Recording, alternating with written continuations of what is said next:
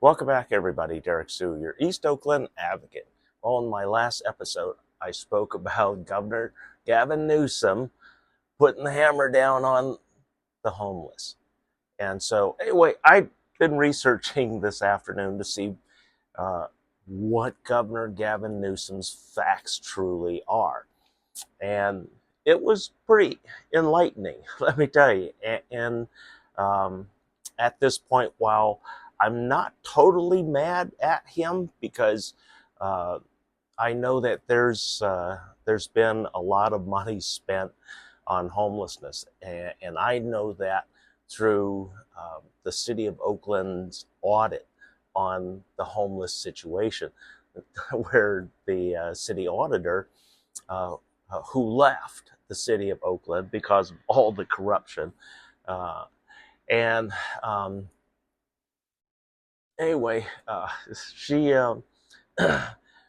she could not account for any money here in the city of Oakland for the millions and millions of dollars, the tens of millions of dollars annually that go to homelessness.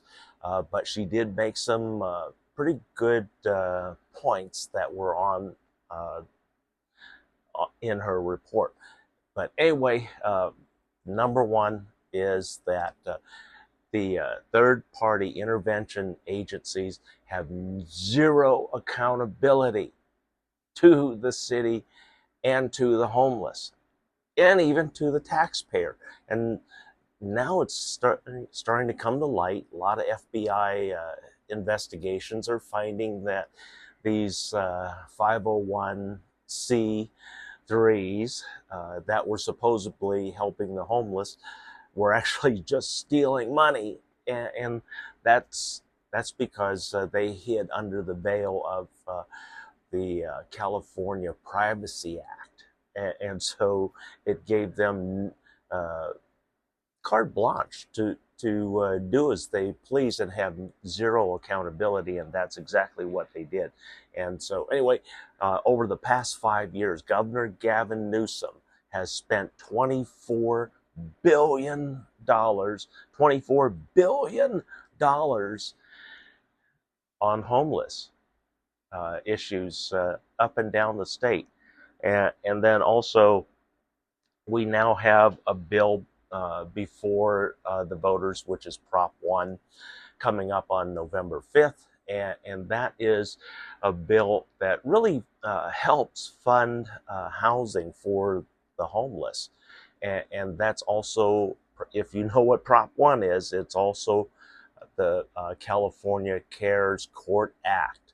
And through that, 72,000 new housing units uh, are come along with that program. And that program is slated for $3.3 billion. $3.3 billion for CARES Court Act housing. So that's a significant amount. And then on top of that, uh, on that bill was just added an additional, uh, what was that, $2.7 billion asking for money for housing to build and construct affordable housing for the homeless. And so, what that means is, should Prop 1 pass, number one, those that are very, very difficult and have mental issues on the street uh, will be sent to the CARES court for an evaluation of competency. And so that was something that I agree with in terms of Governor Gavin Newsom when he brought that up.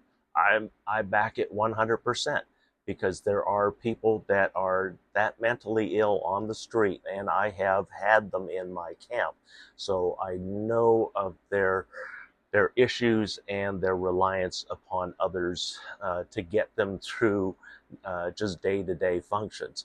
Um, and then there are those who are just stubborn, who are just anarchists. Literally, they're anarchists, and they don't want to have a life with rules and boundaries. And so, that doesn't work either.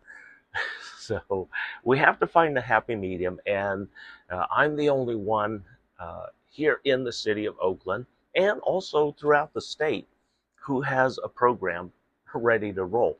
And the nice thing about Prop 1, if it passes on November 5th, that allows my foundation to apply for a full grant for money to complete the project that I have for the city of Oakland. Also, if I become mayor of city of Oakland, or I'm able to get this funded and start it before being a mayor, this would actually go to prove to you, the city of Oakland residents, that I'm very serious about taking care of the issues here in the city of Oakland, and that I have real solutions and a real program and accountability.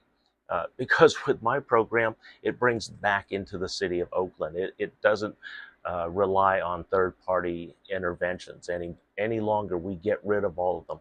All the contracts that Oakland currently has open, they will be allowed to expire, and then we will go under a whole new model. And this entire new model is modeled after homeowner associations. Yeah. And if you've been following me, you know that I was HOA president for 2 years of one of the most prestigious homeowner associations in the city of Alameda, out in what is now referred to as Harbor Bay Isle. Back then it was called Bay Farm Island. I was HOA president for 2 years at Baywood Village in the city of Alameda. And the only reason why I stopped because I moved out of Baywood Village into another development, and I gained a lot of experience as a HOA president. So that's the model that I use in terms of governing, because it's a model that works for self-govern in settlements. We're not going to call them encampments anymore, because they're not encampments. These are now settlements.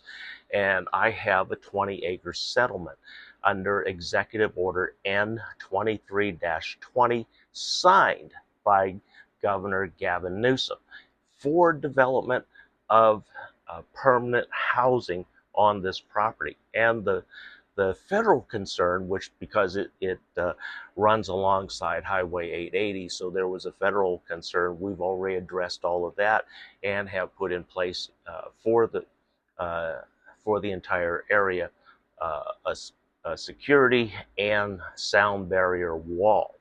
And so that's built into the entire settlement. And the settlement incorporates 500 new single-family homes that can either be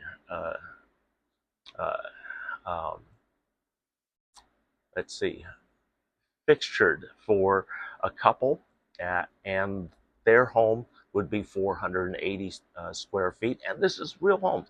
These aren't tents. These aren't makeshift buildings. These are all real buildings provided by arched cabins. And these are models that are fire resistant inside and out. They're all steel construction frame, steel construction exterior. And then also the insulation. We're using rock wool, which is a mineral insulation, and then the standard gypsum board on top of that. And so that really encloses the home, and it gives a lot of flexibility for the creation. And then how we're also saving a lot of labor is that we're utilizing an old